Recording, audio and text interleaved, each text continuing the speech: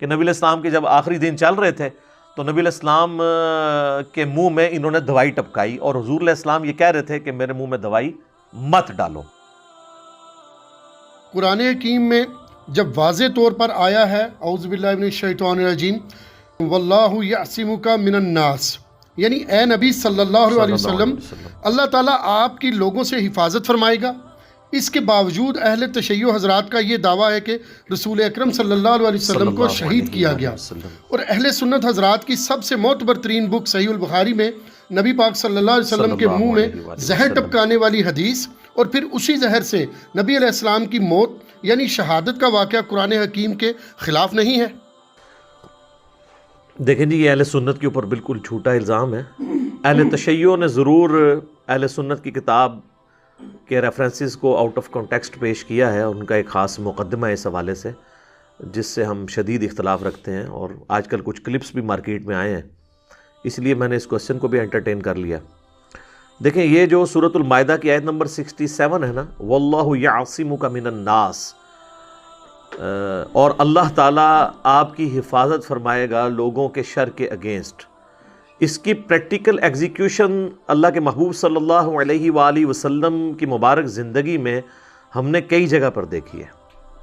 سب سے مشہور تو وہ واقعہ جو مسند امام احمد میں موجود ہے، اس کی سند کے اوپر اختلاف ہے لیکن عملی تواتر حاصل ہے، سیرت کی کتابوں میں موجود ہے کہ اللہ کے محبوب صلی اللہ علیہ وآلہ وسلم کے قتل کا فتویٰ جب جاری کر دیا مشرکین عرب نے، تو آپ صلی اللہ علیہ وآلہ وسلم نے اپنے مبارک بستر کے اوپر مولا علی رضی اللہ تعالیٰ عنہ علیہ السلام کو لٹایا اور سیدنا ابوبکر الصدیق رضی اللہ تعالیٰ عنہ کو لے کر نکلے، اور مولا علی کی ڈیوٹی لگائی کہ وہ امانتیں واپس کر کے تشریف لائیں گے مدینہ شریف۔ تو حالانکہ اس گھر کے باہر وہ سارے قبائل کے لوگ تلواریں لے کر کھڑے تھے، لیکن اللہ تعالیٰ نے انہی میں سے نبی علیہ السلام کو گزارا، اور ایسی ان کی آنکھوں کے اوپر پردہ پڑا کہ وہ نبی صلی اللہ علیہ وآلہ وسلم کو نقصان نہیں پہنچا سکے۔ واللہ یعصمک من الناس، اللہ تعالیٰ نے حفاظت کی ہے۔ اس کے بعد جب نبی صلی اللہ علیہ وآلہ وسلم ہجرت کے لیے جا رہے تھے تو راستے میں پہلے غار ثور کے اندر 3 دن کے لیے آپ رکے۔ میں نے اس غار کی زیارت بھی کی ہوئی ہے۔ اس پہاڑ پہ چڑھنا آج کے دور میں بھی، جبکہ کافی راستے بھی بنا دیے ہیں، سیڑھیاں بھی ہیں، 1.5 سے پونے 2 گھنٹے کی ایکٹیویٹی ہے ابھی بھی ایک جوان بندے کے لیے بھی۔ غار حرا تو آسانی سے آپ پہنچ جاتے ہیں، غار ثور تو اکثر لوگ جاتے ہی نہیں ہیں، وہ اتنا مشکل ہے۔ ایک دفعہ میں نے الحمدللہ وہاں پر سعادت حاصل کی ہے، تو اس واقعے کا ذکر تو ایون قرآن حکیم میں موجود ہے۔ سورہ التوبہ کی آیت نمبر 40 کے اندر اللہ تعالیٰ نے باقاعدہ اس واقعے کو کوٹ کیا ہے، جو اللہ تعالیٰ نے اسپیشل پروٹیکشن فرمائی تھی اپنے محبوب صلی اللہ علیہ وآلہ وسلم کی۔ اِلَّا تَنْصُرُوهُ، اگر تم نبی صلی اللہ علیہ وآلہ وسلم کی مدد نہیں کرو گے نا اے ان کے ساتھیوں، فَقَدْ نَصَرَهُ اللَّهُ إِذْ أَخْرَجَهُ الَّذِينَ كَفَرُوا، تو بے شک اللہ تعالیٰ تو ان کی مدد فرما چکا ہے جب کافروں نے ان کو وہاں سے نکلنے پر مجبور کیا اور نکال دیا مکے کی سرزمین سے۔ ثَانِيَ اثْنَيْنِ إِذْ هُمَا فِي الْغَارِ، جبکہ وہ 2 یعنی اللہ کے محبوب صلی اللہ علیہ وآلہ وسلم اور سیدنا ابوبکر صدیق 2 تھے، اور ان دونوں میں سے دوسرا یعنی نبی علیہ السلام نے غار میں کہا اذ یقول لصاحبہ، اپنے ساتھی ابو بکر سے، اور یہ اس آیت کی تفسیر میں اہل تشیع اور اہل سنت کامن ہے کہ یہاں صاحبی سے مراد سیدنا ابو بکر ہے، صرف ہماری تفسیر میں نہیں، ان کے ہاں بھی۔ لا تحزن ان اللہ معنا، مت گھبراؤ، غم نہ کھاؤ، بے شک اللہ ہمارے ساتھ ہے۔ فانزل اللہ سکینتہ علیہ، تو اللہ تعالیٰ نے ان پر سکینت نازل کی، وَأَيَّدَهُ بِجُنُودٍ لَمْ تَرَوْهَا، اور ایسے لشکروں سے اپنے نبی کی مدد فرمائی کہ جو نظر نہیں آنے والے تھے۔ تو یہ واقعہ کا ذکر موجود ہے۔ اس کانٹیکسٹ میں بخاری اور مسلم دونوں میں ایک حدیث موجود ہے کہ جب غار میں پناہ لی، غار ثور کے اندر، سیدنا ابوبکر اللہ کے محبوب صلی اللہ علیہ وآلہ وسلم کے ساتھ تھے، تو سیدنا ابوبکر نے عرض کیا اللہ کے رسول، اگر یہ کافر اپنے قدموں کی سیدھ میں ہمیں دیکھ لیں تو وہ ہمیں پا لیں گے، یعنی ان کی ٹانگیں تو نظر آ رہی تھیں، وہ غار ذرا نیچے کر کے تھا، تو اگر وہ اپنے آپ کو جھکا کے قدموں کی سیدھ سے اندر دیکھیں غار میں تو ہم نظر آ جائیں گے۔ تو اللہ کے محبوب صلی اللہ علیہ وآلہ وسلم کا ذرا کانفیڈنس لیول دیکھیں، پیغمبر کس کانفیڈنس لیول کے اوپر ہوتا ہے۔ آپ صلی اللہ علیہ وآلہ وسلم نے فرمایا، اے ابو بکر تمہارا ان دونوں کے بارے میں کیا خیال ہے جن کے ساتھ تیسرا ان کا رب ہے؟ ٹھیک ہے، تو یہ اسی کا ذکر سورہ توبہ میں آیا کہ وہ اپنے ساتھی کو تسلیاں دیتے تھے۔ اچھا، یہ حضرت ابو بکر صدیق نے وہاں پہ نہیں کہا کہ اللہ تعالیٰ تو عرش کے اوپر ہے، یہ آپ کیوں کہہ رہے ہیں کہ تیسرا اللہ ہمارے ساتھ ہے؟ یہ میں بار بار یعنی اہل حدیث کو اس حوالے سے کہتا ہوں کہ تھوڑا اس حوالے سے اپنے اوپر نظر ثانی فرمائیں۔ آپ استوا علی العرش کی ڈیٹیلز بھی اللہ پر چھوڑ دیں، اور اللہ کی جو انسانوں کے ساتھ معیت ہے اس کی ڈیٹیلز بھی اللہ کے سپرد کر دیں، اس کی تعویل نہ کریں، نہ آپ جہمیہ بنیں نہ مجسمہ بنیں، یہ معاملہ اللہ کے سپرد کریں۔ اللہ اپنے عرش پر مستوی ہے جیسا اس کی شان کے لائق ہے، وہ اپنے عرش پہ مستوی ہوتے ہوئے ہمارے ساتھ ہے، نحن اقرب الیہ من حبل الورید، وہ ہماری رگ جان سے بھی زیادہ قریب ہے جیسا کہ اس کی شان کے لائق ہے۔ سورۃ المجادلہ میں آیا نا کہ تم تین نہیں ہوتے کہ چوتھا تمہارا رب تمہارے ساتھ ہوتا ہے، ٹھیک ہے جی، تم پانچ نہیں ہوتے کہ چھٹا تمہارا رب تمہارے ساتھ ہوتا ہے، نہ اس سے کم نہ اس سے زیادہ، تم جہاں کہیں بھی ہو وہ تمہارے ساتھ ہوتا ہے۔ اور کس طریقے سے آپ کو سمجھایا جائے؟ بخاری اور مسلم دونوں میں حدیث ہے، اللہ کے محبوب صلی اللہ علیہ وآلہ وسلم اصحاب کے ساتھ جا رہے تھے، تو اصحاب بلند آواز سے کوئی پڑھ رہا تھا اللہ اکبر، کوئی کہہ رہا تھا سبحان اللہ، کوئی پڑھ رہا تھا لا الہ الا اللہ اونچی آواز میں، تو آپ نے فرمایا کہ تم کسی بہرے اور غائب کو نہیں سنا رہے۔ تو اس کا الٹ کیا ہوگا کہ اللہ سننے والا ہے اور غائب نہیں ہے، وہاں پر ہے جیسا کہ اس کی شان کے لائق ہے۔ اور پھر آپ نے مزید وہم نکالا کہ تمہارا رب تمہاری سواری کی گردن سے بھی زیادہ تمہارے قریب ہے۔ جب انسان اونٹ پہ بیٹھا ہو تو اس کی کوہان اور گردن قریب ہوتی ہے نا، اس سے زیادہ تمہارے قریب ہے جیسا کہ اس کی شان کے لائق ہے۔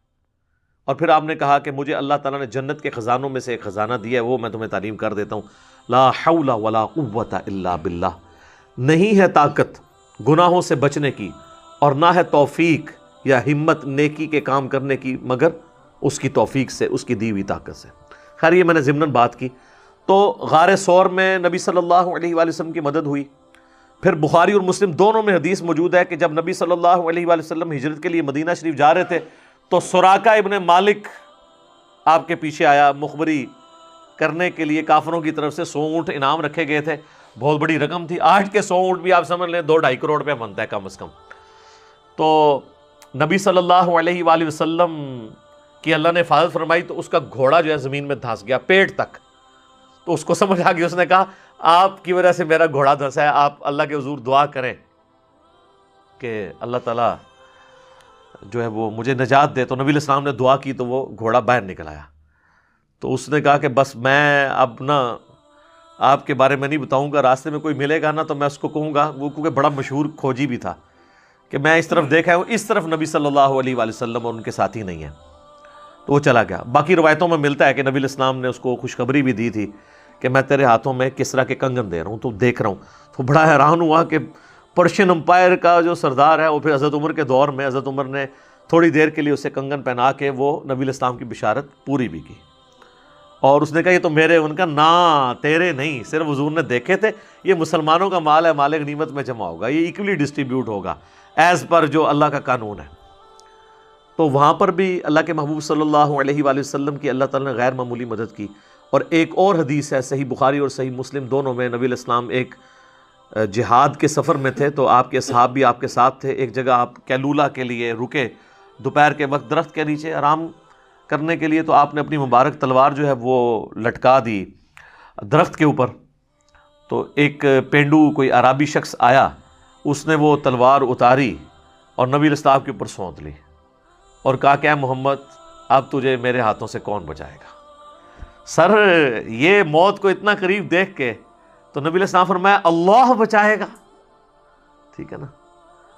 تو بخاری مسلم میں اشارتاً موجود ہے کہ اس کے ہاتھ سے تلوار چھوٹ گئی، لیکن دلائل النبوہ امام بیہقی کی کتاب میں اور کتابوں میں مشکات میں بھی حدیث موجود ہے کہ وہ جب نبی علیہ السلام نے اللہ کہا نا تو وہ اس پہ ایسا روب طاری ہوا کہ اس کے ہاتھ کمکمانے شروع ہو گئے، تلوار نیچے گر گئی، نبی علیہ السلام نے تلوار اٹھا لی. آپ فرمایا اب تجھے کون میرے ہاتھوں سے بچائے گا؟ تو وہ پھر منت سماجت پہ اتر آیا، اس نے کہا کہ آپ تو عفو درگزر کرنے والے ہیں. تو نبی علیہ السلام فرمایا تو گواہی نہیں دیتا کہ میں اللہ کا پیغمبر ہوں؟ تو اس نے کہا نہیں یا رسول اللہ. اس پہ تو حالانکہ غصہ ہونا چاہیے تھا نبی علیہ السلام نے، پھر بھی آپ فرمایا ٹھیک ہے جا، میں نے تجھے امان دی. ٹھیک ہے، تو یہ نبی علیہ السلام کی حفاظت اللہ تعالیٰ نے کئی موقعوں پہ، اور میں سمجھتا ہوں کہ سب سے بڑی ایکٹیویٹی جو نبی علیہ السلام پہ پرفارم ہوئی ہے نا اس حوالے سے، وہ ہے جو آپ کے ساتھیوں میں چھپے ہوئے منافقین نے آپ کے اوپر قاتلانہ حملہ کیا ہے غزوہ تبوک سے واپسی پہ. اصحاب عقبہ دیکھیں، وہ گھاٹی والے لوگ جو صحیح مسلم میں اوپر تلے 2-3 احادیث ہیں، وہ ناسمیوں کے کانٹے میں پھنس جاتی ہیں، گلے کے اندر کانٹا بن کے جب ہم پیش کرتے ہیں کہ نبی علیہ السلام فرمایا میرے اصحاب میں 12 منافق ہیں، ان میں سے 8 کو ان کی کمر پہ دبیلا پھوڑا نکلے گا جس کی جو ہے وہ ہیٹ اپنے سینے پہ محسوس کریں گے، وہ جنت میں کبھی بھی نہیں داخل ہو سکتے یہاں تک کہ سوئی کے ناکے سے اونٹ نہ گزر جائے. اور یہ مثال قرآن میں بھی اللہ تعالیٰ نے کافروں اور منافقین کے بارے میں کہی کہ جس طرح یہ محال ہے نا فزیکل ورلڈ میں کہ سوئی کے ناکے میں سے اونٹ نہیں گزر سکتا، یہ عرب کا محاورہ تھا، اس طرح کافر اور منافق جنت میں نہیں جا سکتے. اس کا یہ مطلب نہیں کہ بھئی اللہ نہیں گزار سکتا، مراد یہ کہ تمہارے فزیکل ورلڈ میں جس طرح یہ امپاسبل ہے نا، یہ چیز امپاسبل ہے کہ منافق اور کافر جنت میں چلا جائے. تو وہ 12 منافقین جو ہیں ان کے نام صحیح بخاری میں آتا ہے، حذیفہ ابن یمان کو نبی صلی اللہ علیہ وآلہ وسلم نے بتائے تھے. حذیفہ ابن یمان کو اس لیے بتائے کہ مسند امام احمد کے اندر حدیث موجود ہے کہ حضرت عمار ابن یاسر اور حذیفہ ابن یمان نے نبی علیہ السلام کی جان بچائی تھی اپنی جان پر کھیل کر منافقین کے اگینسٹ. اور اس کا ذکر سورہ التوبہ کی آیت نمبر 74 کے اندر موجود ہے باقاعدہ. یہ نبی علیہ السلام پہ جو قاتلانہ حملہ ہوا تھا نا، اس کا ذکر اللہ تعالیٰ نے قرآن میں فرمایا ہے. یہ کوئی چھوٹی ایکٹیویٹی نہیں ہے، نبی علیہ السلام کی زندگی کی چند بڑی ایکٹیویٹیز جو آپ پہ پرفارم ہوئی. اللہ تعالیٰ نے فرمایا یحلفون باللہ ما قالوا، وہ جو کچھ کہتے ہیں نا منافقین، اس پہ پردہ ڈالنے کے لیے اللہ کی جھوٹی قسمیں کھاتے ہیں. وَلَقَدْ قَالُوا كَلِمَةَ الْكُفْرِ وَكَفَرُوا بَعْدَ إِسْلَامِهِمْ، جبکہ یہ کئی ایک دفعہ جو ہے وہ کلمات کفر بک چکے ہیں اور اسلام لانے کے بعد کافر ہو گئے ہیں. وَهَمُّوا بِمَا لَمْ يَنَالُوا، اور انہوں نے وہ کچھ کرنے کی کوشش کی جس پہ یہ قدرت نہ پا سکے. اس کے کانٹیکسٹ میں حافظ ابن کثیر یہ لے کے آئے ہیں کہ یہ غزوہ تبوک پہ جو حضور علیہ السلام پہ قاتلانہ حملہ ہوا تھا، غزوہ تبوک سے واپسی پہ، جس کی پوری ڈیٹیل مسند امام احمد میں ہے، صحیح مسلم میں بھی کچھ حصہ موجود ہے 12 منافقین والا. ان کے نام میں نے آپ کو نہیں بتانے کہ کن کن کی موت دبیلا پھوڑے سے ہوئی، یہ آپ نے انہی سے پوچھنا ہے، اور پوچھیں گے تو ان کے منہ سے جھاگ چھوٹے گی کیونکہ ان کو پتہ ہے کس کس کی موت ہوئی. میں نہیں بتاتا، یہ کوئی اسلام کی کوئی بنیاد نہیں ہے، وہ مر کھپ کے اللہ کے پاس پہنچ چکے ہیں، اب اس میں سے کیا نکالنا ہے. اصل چیز یہ ہے کہ نبی علیہ السلام کے اوپر یہ ایکٹیویٹی انہوں نے پرفارم کی. تو حافظ ابن کثیر نے سورہ توبہ کی آیت نمبر 74 کے کانٹیکسٹ میں نا پوری وہ ڈیٹیل حدیث مسند امام احمد کی، صحیح مسلم کی کہ 12 منافقین ہیں، تو اس میں مسند احمد کی حدیث میں موجود ہے جب نبی علیہ السلام واپس آ رہے تھے تو وہ آپ کے اصحاب میں ہی وہ گھندے ہوئے تھے لوگ، 30,000 جو لڑنے کے لیے گئے تھے. انہوں نے پلان کیا کہ واپسی پہ ایک تنگ گھاٹی تھی اور اس میں سے ایک وقت میں ایک ہی سواری گزر سکتی تھی. تو انہوں نے یعنی یہ ارادہ کیا کہ جب حضور وہاں سے گزر رہے ہونا تو آپ کے اونٹ کو ہم ہانک کرنا آپ کو بلندی سے نیچے گرا دیں گے، نعوذ باللہ من ذالک. بس وہ اینڈ ٹائم کے اوپر حضرت حذیفہ ابن یمان اور عمار ابن یاسر وہ ساتھ ساتھ تھے، کیونکہ مولا علی نہیں تھے نا. وہ تو بخاری مسلم میں حدیث ہے نا، تبوک کے موقع پر مولا علی کو بچوں اور عورتوں پہ حضور نے چھوڑا تو وہ رونا شروع ہو گئے کہ کبھی کسی جنگ میں حضور سے الگ نہیں رہا. تو حضور نے اتنی بڑی فضیلت فرمائی کہ کیا تو اس پہ راضی نہیں ہے کہ تیری میرے ساتھ وہی نسبت ہے جو ہارون کی موسیٰ کے ساتھ، مگر میرے بعد کوئی نبی نہیں. تو وہ حضور کی پروٹیکشن کے لیے ہر وقت مولا علی تو سائے کی طرح ساتھ رہتے تھے. تو سر مولا علی نہیں تھا، عمار ابن یاسر تو تھے نا. سر پتہ چلا عمار کون ہے ہم، اور حذیفہ ابن یمان، ان دونوں نے نا ان سے لڑ کے نا حضور علیہ السلام کی سواری کو بچا لیا. اور ادھر حذیفہ ابن یمان کو حضور نے فرمایا تھا کہ مجھے پتہ ہے یہ کون لوگ ہیں جنہوں نے میرے پہ قاتلانہ حملہ کیا ہے، لیکن یہ تیرے میرے درمیان راز رہے گا، میں تجھے ان کے نام بتا دیتا ہوں. تو حذیفہ ابن یمان کو نبی علیہ السلام نے ان 12 منافقین کے نام بتا دیے تھے، اور انہی کا وہ ٹولہ تھا جنہوں نے مسجد درار بنا لی تھی. اردو میں ہم زرار کہتے ہیں، عربی میں مسجد درار کا ذکر بھی سورہ توبہ میں موجود ہے۔ نبی علیہ السلام کو اللہ تعالیٰ نے حکمن کہا کہ یہاں پہ آپ نے جانا نہیں ہے اور کبھی اس مسجد میں کھڑے بھی نہیں ہونا، الٹا وہ مسجد جو ہے جلوا دی گئی، حالانکہ وہ مسجد تھی لیکن چونکہ منافقین نے سازش کے لیے بنائی تھی۔ یہ تو کنکلوڈ کر بیٹھے تھے کہ نبی علیہ السلام تو اب رومن امپائر سے ٹکرانے گئے ہیں، دنیا کی سپر پاور، تو یہ تو واپس نہیں آئیں گے، تو ہم اپنا مرکز شفٹ کر لیں گے مسجد درار اور یہ بنی بنائی ایک سٹیج ہمیں مل جائے گی۔ لیکن هو الذی ارسل رسولہ بالہدی ودین الحق لیظہرہ علی الدین کلہ ولو کرہ المشرکون، وہی اللہ ہے جس نے الہدا یعنی قرآن اور دین حق کے ساتھ اپنے نبی صلی اللہ علیہ وآلہ وسلم کو مبعوث کیا تاکہ تمام ادیان پہ اسے غالب کر دے۔ صلاۃ بر محمد وآل محمد، اللہم صلی علی محمد وعلی آل محمد۔ تو نبی علیہ السلام واپس آ گئے۔ سورہ توبہ تو پوری کمنٹری ہے غزوہ تبوک سے پہلے کے حالات اور بعد کے۔ سر وہ تو آج پڑھتے ہیں نا، یقین کرے اللہ تعالیٰ کی جو اس میں لینگویج ہے اور جو ڈانٹ ڈپٹ ہے، بندہ کانپ اٹھتا ہے۔ میرا مسئلہ 96 اس کے اوپر دیکھ لیں، عظمت صحابہ، رد المنافقین اور سنی شیعہ کے اختلاف کا تحقیقی جائزہ۔ تو نبی علیہ السلام کے اصحاب میں یہ لوگ موجود تھے جنہوں نے حضور کی وفات کے بعد پھر اس قسم کے گل کھلائے کہ بخاری مسلم میں حدیث ہے کہ میرے حوض کوثر پہ میرے اصحاب میں سے لوگ لائے جائیں گے، میں ان کو پہچانتا ہوں گا، تو میرے ان کے درمیان ایک آڑ قائم کر دی جائے گی، حوض کوثر نہیں پلانے دیا جائے گا، اور مجھے بتایا جائے گا کہ آپ کے بعد یہ دین سے الٹے قدم پھر گئے تھے، تو میں کہوں گا سحقاً سحقاً لمن غیر بعدی، ان پر پھٹکار ہو، کو مجھ سے دور کر دو جنہوں نے میرے بعد میرے دین کو بدل دیا۔ اور صحیح بخاری میں الفاظ ہیں، یہ وہ لوگ تھے جو حضرت ابوبکر صدیق کے زمانے میں مرتد ہو گئے اور ان کے خلاف حضرت ابوبکر صدیق رضی اللہ تعالیٰ عنہ نے قتال کیا۔ تو حضرت ابوبکر کے زمانے میں جو مرتد ہو جائے اور پہلے وہ مسلمان ہو تو وہ بریلوی دیوبندی اہل حدیث شیعہ ہوتا ہے یا قانوناً صحابی ہوتا ہے؟ صحابی۔ وہ کہتے ہیں نہیں جب وہ مرتد ہو گیا تو صحابی تو نہ رہا، تو ہم کب کہہ رہے ہیں وہ صحابی رہ گیا؟ حضور کی زندگی تک تو صحابی تھا نا، آپ ہی کہتے ہیں نا جس نے ایک نظر بھی دیکھا۔ تو آپ صحابی کی ڈیفینیشن اہل سنت کے بڑے علماء سے ہی سمجھ لیں کیا ہے، صرف دیکھا نہیں، دیکھا، حضور کی صحبت کی اور مرتے دم تک ایمان پر قائم رہا، ادر بھی وہ صحابی نہیں ہوگا۔ سنن دارمی میں حدیث موجود ہے، نبی علیہ السلام اذا جاء نصر اللہ والفتح تلاوت کی جا رہی تھی تو آپ نے فرمایا کہ جس طرح گروہ در گروہ دین میں داخل ہو رہے ہیں نا لوگ، میرے مرنے کے بعد گروہ در گروہ لوگ دین سے نکل بھی جائیں گے۔ حضور کو پہلے ہی پتا تھا کہ یہ بعد میں کام ڈالنا ہے، لیکن یہ روافظ کا یہ کہنا کہ معاذ اللہ اس میں یہ سیدنا ابوبکر، عمر، عثمان یہ لوگ شامل ہیں، نعوذ باللہ، ایسا نہیں ہے۔ یہ لوگ تو پوری زندگی پیشن کے ساتھ نبی علیہ السلام کے ساتھ اٹیچ رہے، اور بعد میں بھی ان کے سرٹیفکیٹ ان کو کسی رافضی عالم سے لینے کی ضرورت نہیں ہے، مولا علی کا سرٹیفکیٹ ان کے ساتھ ہے۔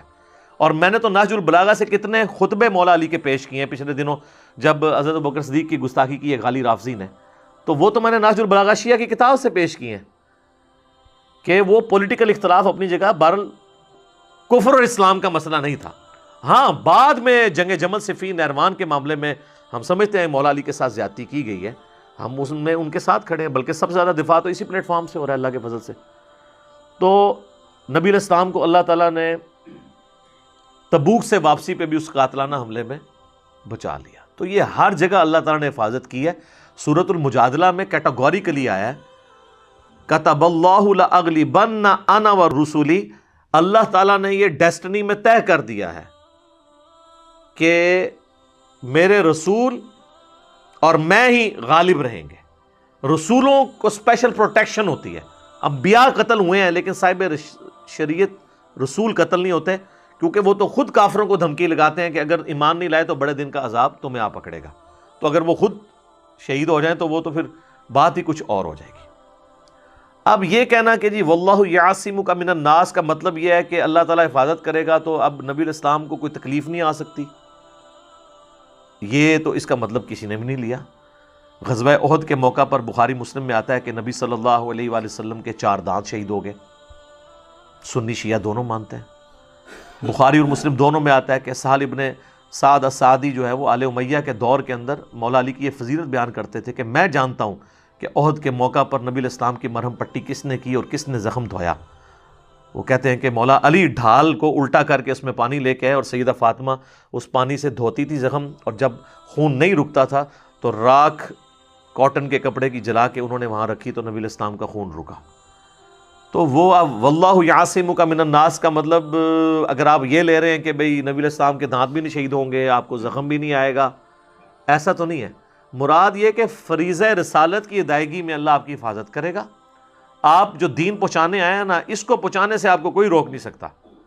لہٰذا حدیث قرطاس جو بخاری اور مسلم سے پیش کر کے بعض غالی رافضیوں کی طرف سے یہ کہا جاتا ہے کہ جی سیدنا عمر جو ہیں وہ حائل ہو گئے حضور کی تحریر اور اس کے درمیان، اور اس کی وجہ سے کوئی امپورٹنٹ بات بتانی رہ گئی ہے، تو یہ حضرت عمر پہ نہیں آتا بلیم، یہ رسول اللہ پر اور سب سے بڑھ کر اللہ پر آتا ہے کہ وہ اپنے دین کا غلبہ نہیں کروا سکا۔ باقی حضرت عمر یا باقی ساتھیوں کا جو ایٹیچیوڈ تھا، ہم اس میں ان لوگوں کے اس ایٹیچیوڈ کو درست نہیں سمجھتے، لیکن جس ایکسٹریم پہ آپ رزلٹ نکالتے ہیں وہ بھی غلط ہے۔ اس پہ میں نے 3.25 گھنٹے کی گفتگو ہے میری۔ وصی رسول کون ہے، حدیث قرطاس کا تحقیقی جائزہ، مسئلہ 55B، جسے شوق ہے تو وہ 3.25 گھنٹے دیکھے۔ تو یہ اس طرح خود فلنگ دا بلینکس نہ کیا کریں۔ اس کا یہ مطلب نہیں ہے کہ نبی علیہ السلام کو کبھی کوئی تکلیف نہیں آئے گی۔ پھر کیٹاگوریکلی جو سورہ آل عمران کی آیت نمبر 144 ہے، جو غزوہ احد کے موقع پر نبی علیہ السلام کی جب افواہ مشہور ہوگی کہ آپ شہید ہو گئے ہیں، تو وہاں پہ آیت نہیں نازل ہوئی وما محمد الا رسول قد خلت من قبلہ الرسل افإن مات او قتل، محمد تو نہیں مگر ایک رسول، اگر یہ پاکستان میں فوت ہو جائیں بلکہ انتقال فرما جائیں اور عربی میں مر جائیں، اور عربی میں یا قتل کر دیے جائیں اور پاکستان میں شہید کر دیے جائیں۔ یہ میں فرق اس لیے آپ کو بتا رہا ہوں کہ انہوں نے ترجموں کو کس طریقے سے اس کو گستاخی کا پہناوا پہنا دیا جی، حالانکہ شہید بھی عربی کا لفظ تھا۔ اللہ نے کہا یہ مر جائیں یا قتل کر دیے جائیں، تو کیا تم دین سے الٹے قدم پھر جاؤ گے؟ اور اللہ تعالیٰ ثابت قدم رہنے والوں کو جزا دے گا، اور جو الٹے قدم پھر جائیں گے وہ اللہ کا تو کوئی نقصان نہیں کر سکیں گے۔ اس میں الفاظ ہیں کہ محمد صلی اللہ علیہ وآلہ وسلم مر جائیں یا قتل کر دیے جائیں، تو اس میں بھی امکان موجود ہے کہ نبی علیہ السلام کو ایک نیچرل ڈیتھ بھی ہو سکتی تھی اور آپ کو قتل بھی کیا جا سکتا تھا، لیکن چونکہ دوسری آیات اس پر گواہ ہیں، کتب اللہ لأغلبن انا ورسولی واللہ یعصمک من الناس، اس کے تحت نبی علیہ السلام کی نیچرل ڈیتھ ہوئی ہے، آپ قتل ہوئے نہیں ہیں۔ یہ اسی طریقے سے ہے قل ان کان للرحمن ولد فانا اول العابدین، اے نبی علیہ السلام تم فرماؤ اگر اللہ کا کوئی بیٹا ہوتا سب سے پہلے میں اسے پوچھ رہا ہوتا۔ تو یہ لم یلد ولم یولد کے خلاف نہیں ہے، اسے کہتے ہیں تعلیق بالمحال۔ اس سے بڑی مثال سورہ الزمر میں آیا کہ اگر اللہ تعالیٰ نے اپنا بیٹا کسی کو بنانا ہوتا نا تو مخلوق میں سے کسی کو چن لیتا۔ اب یہ تو لم یلد ولم یولد کے سیدھا سیدھا خلاف ہے۔ تو اللہ تعالیٰ فرما رہا ہے کہ اگر میرا کوئی بیٹا بھی ہوتا نا وہ گاڈ نہیں ہو سکتا تھا، کیونکہ گاڈ کا بیٹا پھر گاڈ ہی ہوگا نا، انسان کا بیٹا انسان، فرشتے کا بیٹا فرشتہ، تو اللہ کا بیٹا تو، لیکن اللہ نے اس کو بھی کل کیا کہ اگر میں نے کوئی بیٹا چوز بھی کرنا ہوتا نا، جس طرح جوز اور کرسچنز کہتے ہیں، تو میں اپنی مخلوق میں سے چنتا، یعنی مراد یہ ہے کہ وہ ہوتا پھر بھی میرا بندہ ہی، گاڈ نہیں کوئی اور ہو سکتا۔ تو اس کا مطلب یہ ہے کہ اللہ تعالیٰ اپنی مخلوق میں سے چاہتا تو اپنا بیٹا کسی کو چن سکتا تھا۔ تو یہی بات تو میں نے بھی کی تھی کہ آپ کو اللہ تعالیٰ جنت میں منی گاڈ بنا دے گا۔ وہ کہتے ہیں دیکھو جنہوں نے گاڈ کا اعلان کر دیا، یہ تو اللہ نے بھی کیا ہوا ہے، لیکن وہ مخلوق گاڈ، اللہ کا مخلوق، وہ گاڈ الہ کے معنوں میں نہیں، مراد یہ کہ اس کو صفات مل جائیں گی جنت میں، آپ بھی کن فیکون کے ذریعے اپنی جنت تخلیق کریں گے، جو آپ خواہش کریں گے، یہ تو اللہ کی کوالٹی ہے نا، کن فیکون، جنت میں ہر انسان کو ہی ملے گی، خالق مخلوق کا فرق رہے گا۔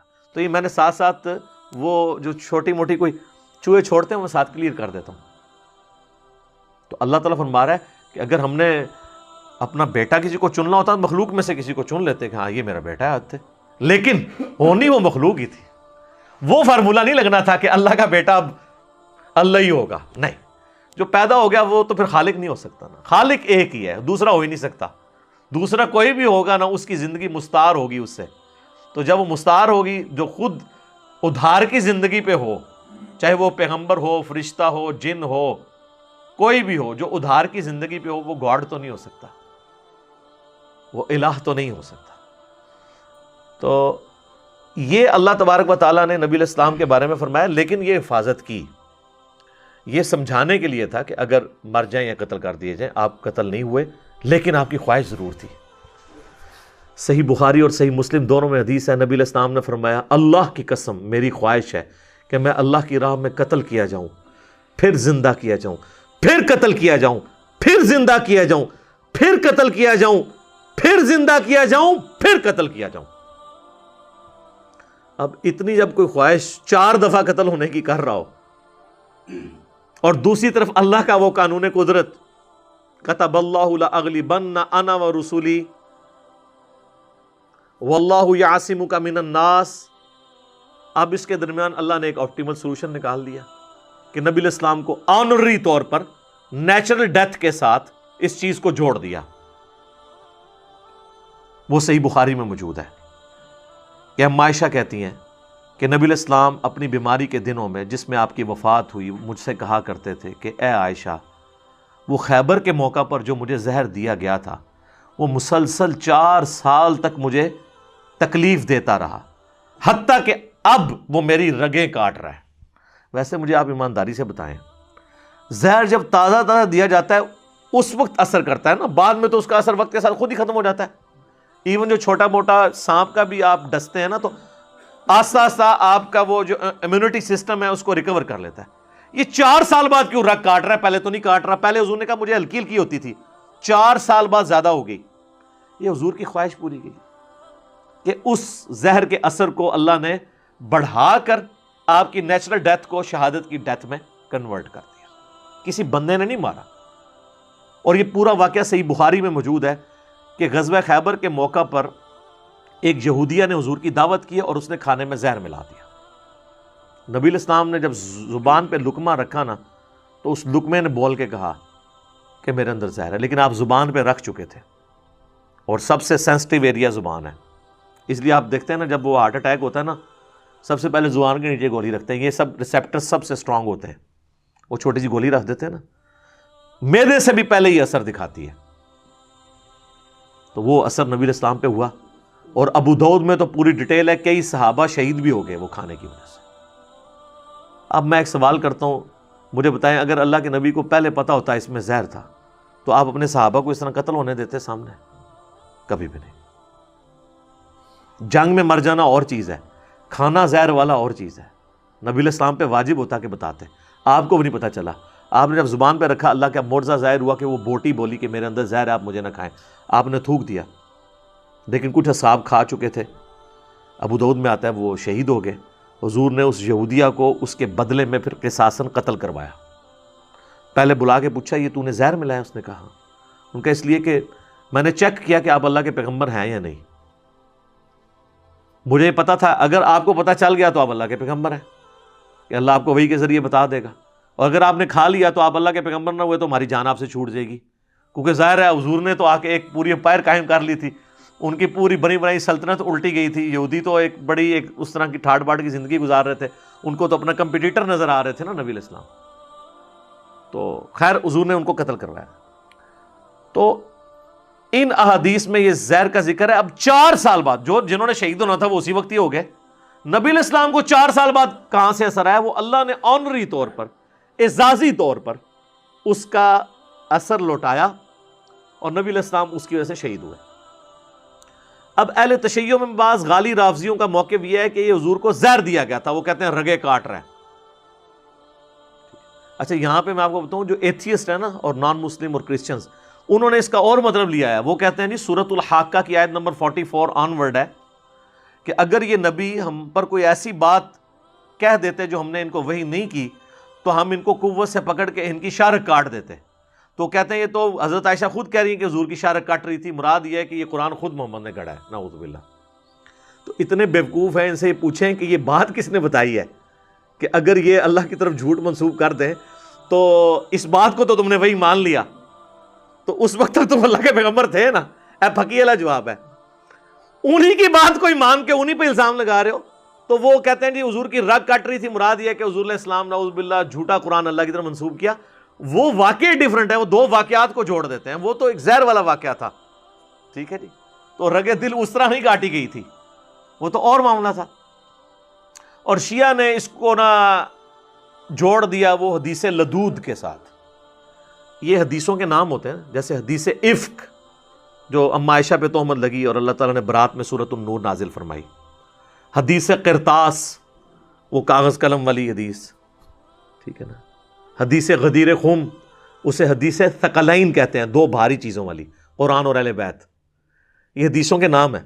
ایک حدیث لدود ہے، لدود کہتے ہیں وہ دوائی جو ٹپکائی جاتی ہے، وہ صحیح بخاری اور مسلم دونوں کے اندر حدیث موجود ہے. اس کو یہ ریلیٹ کرتے ہیں کہ یہ جو حضور کی رگیں کٹ رہی تھی نا، تو وہ غالی رافضی کہتے ہیں یہ حضور کے منہ میں زہر صحابہ نے نعوذ باللہ ٹپکایا تھا. اور وہ کہتے ہیں جی بخاری مسلم میں حدیث موجود ہے کہ نبی علیہ السلام کے جب آخری دن چل رہے تھے تو نبی علیہ السلام کے منہ میں انہوں نے دوائی ٹپکائی، اور حضور علیہ السلام یہ کہہ رہے تھے کہ میرے منہ میں دوائی مت ڈالو. اما عائشہ خود راوی ہیں، وہ کہتی ہیں کہ ہم نے حضور کی صحتیابی کے لیے آپ کے منہ میں دوائی ٹپکائی. آپ علیہ السلام ہمیں مسلسل منع کر رہے تھے کہ مت ٹپکاؤ. ہم نے اس چیز کو یہ گمان کیا کہ مریض کو تو دوائی بری لگتی ہے، تو اس وجہ سے وہ دوائی سے کراہت اختیار کرتا ہے، تو ہم زبردستی دوائی ٹپکاتے رہے. حالانکہ نبی علیہ السلام کا سٹیٹس تو یہ نہیں تھا نا. اور اما عائشہ جو سوچ رہی تھی وہ بحیثیت انسان ٹھیک ہی سوچ رہی تھی، انسان کا ابرپٹ رسپانس تو ہوتا ہی ہے. تو نبی علیہ السلام سپیشیز میں تو انسان تھے نا، مرتبے میں تو کوئی جن، کوئی فرشتہ، کوئی پیغمبر ان کے مرتبے کا نہیں ہے. لیکن ظاہر ہے کہ جب آپ کو دکھ پہنچتا تھا آنسو آپ کے بھی نکلتے تھے، مولا حسین کے لیے نہیں نکلے. ٹھیک ہے. اور جب آپ کو غزوہ احد میں زخم لگا تو خون بھی نکلتا تھا. تو آپ کا رسپانس تو انسانوں والا تھا. تو اما عائشہ کہتی ہیں ہم نے کہا کہ وہ بیمار آدمی تو کہتا ہی ہے نا دوائی مجھے اچھی نہیں لگتی، ہم ٹپکاتے رہے. جب آپ کو افاقہ ہوا، پوری حدیث پڑھے نا، اس میں آگے الفاظ ہیں افاقہ ہو گیا. اگر وہ زہر ہوتا تو افاقہ تو نہ ہوتا. تو پھر نبی علیہ السلام کو جب افاقہ ہوا تو آپ نے ان کو بلوایا اور کہا کہ جن جن لوگوں نے میرے منہ میں دوائی ٹپکائی تھی نا، اب قصاص کے طور پر ان سب کے منہ میں وہ دوائی ٹپکائی جائے گی، کیونکہ میرے حکم عدولی تم نے کی ہے نا. اس کو کوئی یہ نہ سمجھے کہ کوئی نعوذ باللہ یہ کوئی فینیٹک اپروچ ہے. اللہ کے نبی علیہ السلام نے ایک امیج دیا ہے کہ میں ہر حال میں قابل اتباع ہوں. اب چونکہ تم نے میری نافرمانی کی ہے، اس کا اب تمہیں قصاص اس اعتبار سے دینا پڑے گا کہ تمہارے منہ میں وہ دوائی ٹپکائی جائے. اور آپ نے فرمایا سوائے عباس ابن عبد المطلب کے، چونکہ وہ اس میں شامل نہیں تھے، حالانکہ وہ وہاں پہ موجود تھے. نعوذ باللہ اگر باقی اصحاب آپ کو زہر دے رہے تھے تو حضرت عباس تو اہل بیت میں سے تھے، وہ دینے دیتے. مولا علی کا ذکر نہیں ہے تو اس سے لگتا ہے کہ وہ وہاں پہ موجود نہیں تھے. عباس کا تو ذکر موجود ہے نا. پھر دوبارہ آپ کو افاقہ بھی ہو گیا. لہٰذا اس کو یہ کہنا کہ وہ جو اما عائشہ کہہ رہی ہیں کہ وہ رگ کٹ رہی تھی تو وہ اس دوائی کی وجہ سے نہیں، اما عائشہ نے خود بتایا کہ حضور کہہ رہے ہیں کہ وہ غزوہ خیبر کے موقع پر زہر دیا گیا تھا. اب یہ دو مختلف چیزوں کو جوڑ کے اس میں سے ایک اپنی مرضی کا رزلٹ نکالنا، یہ تو سر آپ کچھ بھی پھر کر سکتے ہیں. ایک بات ادھر سے اٹھائیں، دوسری ادھر سے اٹھائیں، بیچ میں رنگ بھریں، اور بعض اوقات وہ چیزیں بالکل میچ بھی کر جاتی ہیں اور وہ ایک نئی شکل بھی سامنے آ جاتی ہے. تو یہ باریک ایک نقطے سے محرم مجرم بن جاتا ہے. تو یہ بڑی دقت نظر سے معاملات کو دیکھنے کی ضرورت ہے. اس طریقے سے الزام لگانا کہ اہل سنت کی کتابوں میں نبی علیہ السلام کو شہید کرنے کا واقعہ موجود ہے، نبی علیہ السلام کا قاتل کوئی انسان نہیں ہے، اس اعتبار سے اللہ تعالیٰ نے ان کو آنری طور پہ شہادت کی موت دی. اور اگر آپ نے قاتل ڈکلیئر بھی کرنا ہے تو وہ یہودیہ عورت ہے جس نے 4 سال پہلے آپ کو خیبر کے موقع پر 7 ہجری کے اندر زہر دیا. آپ کی وفات تو 11 ہجری کے اندر ہوئی ہے. تو یہ رسول اللہ کے قاتل نعوذ باللہ اصحاب نہیں ہیں. اور باقی یہاں پہ میں ایڈ بھی کر دوں، بعض لوگ صحیح بخاری اور مسلم سے وہ حدیث بھی لیتے ہیں کہ حضرت اسامہ ابن زید کی سرکردگی میں حضور نے جو لشکر روانہ کیا تھا اس میں سینئر صحابہ بھی تھے اور انہوں نے اس چیز کو برا سمجھا. ظاہر ہے عرب قبائلی سسٹم تھا ایک، وہ چھوٹے بچے کی عمارت کو اچھا نہیں سمجھتے تھے انسانی حیثیت سے. حضور علیہ السلام نے پھر خطبہ دیا اور فرمایا اس سے پہلے تم نے زید ابن حارثہ کی اوپر بھی اس طریقے سے نہیں کانفیڈنس شو کیا تھا کہ وہ ایک مطلب غلام خاندان سے غلام زادہ ہے، تو حالانکہ وہ اس کا اہل تھا اور یہ بھی اہل ہے. اور پھر اصحاب خاموش ہو گئے. اور بہرحال وہ اسی دوران حضور علیہ السلام کی ڈیتھ ہو گئی تو وہ کہتے ہیں جی اس میں پھر رنگ بھرتے ہیں. وہ کہتے ہیں جی وہ سارے صحاب نعوذ باللہ حضور کی وفات کا انتظار کر رہے تھے، اسی لیے وہ اس لشکر میں ساتھ نہیں جا رہے تھے، لشکر کو ڈیلے کرتے جا رہے تھے. حضور بھیج رہے تھے اور وہ جانا نہیں چاہتے تھے. پھر حضور علیہ السلام فوت ہوئے ہیں تو پھر یہ خلافت کا سقیفہ بنی ساعدہ والا، اس پہ میری یوٹیوب پہ علیحدہ سے ویڈیو ہے سیدہ فاطمہ کا قاتل کون. تو میں نے اس میں بتایا یار یہ جھوٹے الزام اس طریقے سے نہ لگائیں. جو مسئلہ مس ہینڈل ہوا ہے ہم اس کو مانتے ہیں، لیکن جس طرح آپ نے اس کو پریزنٹ کیا ہے، آپ سے مراد غالی شیعہ نے، وہ اس طریقے سے نہیں تھا۔ تو وہ کہتے ہیں جی وہ اصحاب کو چاہیے تھا کہ بھئی وہ چلے جاتے، اگر اصحاب چلے گئے ہوتے تو پھر حضرت علی پیچھے سے خلیفہ بن جاتے، کیونکہ حضرت ابوبکر عمر بھی اس لشکر اسامہ میں شامل تھے، وہ ادھر گئے ہوتے تو پیچھے لوگوں نے ان کو چن لینا تھا۔ بھئی یہ اللہ کی مرضی، کس کو چنوانا ہے کس کو نہیں۔ نبی الاسلام کے اس دین کو اللہ نے لاوارث نہیں چھوڑا ہوا، اللہ تعالیٰ اس کی حفاظت فرمانے والا ہے۔ اور میں آپ سے سوال کرتا ہوں، یار چھوڑیں، آپ لوگ اس کو اس اینگل سے کیوں دیکھتے ہیں کہ انہوں نے نبی الاسلام کی حکم عدولی کی ہے؟ آپ اس چیز کو نبی الاسلام سے ان کی عقیدت کے طور پہ کیوں نہیں دیکھتے جو ہم دیکھتے ہیں؟ سر آپ کی ماں باپ بالکل قریب المرگ ہوں، آپ تو اپنے آفس سے چھٹی بھی نہ مل رہی ہو تو آپ اپنی جاب بھی چھوڑ دیں گے۔ کتنے لوگ ہیں جاب چھوڑ کے آ جاتے ہیں کہ یار یہ تو موقع ہے، اور ہم ماں باپ کے ساتھ تو ہماری وہ عقیدت ہی نہیں جو صحابہ کرام کی حضور کے ساتھ تھی۔ ان کی کبھی یہ خواہش نہیں تھی کہ ان کی غیر موجودگی میں حضور کی ڈیتھ ہوتی، وہ حضور کی محبت میں ڈیلے کر رہے تھے کہ کہیں حضور فوت نہ ہو جائیں، نہ ہم ان کے جنازے میں شامل نہ ہوں، ہم آپ کا آخری دیدار نہ کر سکیں۔ تو ان کے لیے تو ایک تکلیف دہ چیز تھی نا۔ تو ان کو نظر آ رہا تھا کہ حضور علیہ السلام کا آخری وقت قریب ہے، اور حضور کو بھی پتا تھا، ورنہ تو۔ اور آپ دیکھیں حضرت ابوبکر صدیق جس طرح خلیفہ بنے ہیں، پہلا ایگزیکٹو آرڈر یہ جاری کیا ہے کہ لشکر اسامہ روانہ کیا جائے۔ ادھر پھر حضرت عمر نے مخالفت کی حضرت ابوبکر کی کہ یہ بچہ ہے، آپ کسی سینے کو لگا لیں۔ ہوئے ہوئے ہوئے، حضرت ابوبکر نے کہا کہ عمر، جس کو رسول اللہ نے امیر بنایا تو مجھے یہ مشورہ دے رہا ہے کہ میں اس کو ہٹا کے کسی اور کو امیر بناؤں؟ یہ تو ہو ہی نہیں سکتا کہ رسول اللہ نے جس کو امیر بنایا میں اس کو ہٹاؤں۔ سر یہ جب کمٹمنٹ کا لیول ہو تو پھر اس طرح سٹوری میں رنگ بھر کے ایک بندے کی پوری زندگی کو زیرو سے ملٹیپلائی کرنا۔ چند واقعات، آپ کا غصہ بنو امیہ پہ وہ ہمارا بھی ہے، وہ آپ ضرور نکالیں، لیکن بنو امیہ کی سزا حضرت ابوبکر، عمر اور عثمان کو تو نہ دیں۔ حضرت عثمان کی پوری زندگی قربانیوں سے عبارت ہے۔ چند ایک جگہ مس ہینڈلنگ کا مطلب نہیں کہ کسی کی زندگی کو زیرو سے ملٹیپلائی کر دیا جائے۔ تو یہ حدیث لدود سے یہ جو کہتے تھے نا کہ رسول اللہ کا قاتل نعوذ باللہ جو ہے وہ اصحاب رسول ہیں نعوذ باللہ، جنہوں نے پوری زندگی حضور کے لیے قربانیاں دی ہیں، چلیں وہ تو چھوڑ دیں، حضور کی وفات کے بعد رومن اور پرشین امپائر یہ کوئی فرشتوں نے تو آ کے نہیں الٹی، انہیں جانثار صحابہ نے الٹی ہے نا، آخری وقت تک وہ قائم رہے ہیں۔ ٹھیک ہے جی، مرتد تو نہیں ہوئے، مرتدین کے خلاف سارا قتال انہوں نے کیا ہے۔ اور سب سے بڑھ کر مولا علی کا سرٹیفکیٹ ان سب کے لیے ہے۔ جہاں پہ خرابی ہوئی ہے، مولا علی نے 64 سال کی عمر میں جا کے تلوار اٹھائی ہے، 20 میں 25 30 سال آپ نے تلوار نہیں اٹھائی۔ ایک بندہ بوڑھے وقت میں دوبارہ تلوار اٹھا رہا ہے، اس کو نظر آیا کہ اب معاملہ خراب ہوا ہے۔ وہ 25 30 سال جو تھے اس معاملے کو درست سمجھتے تھے۔ تو اس طرح رنگ میں بھانگنا ڈالا کریں۔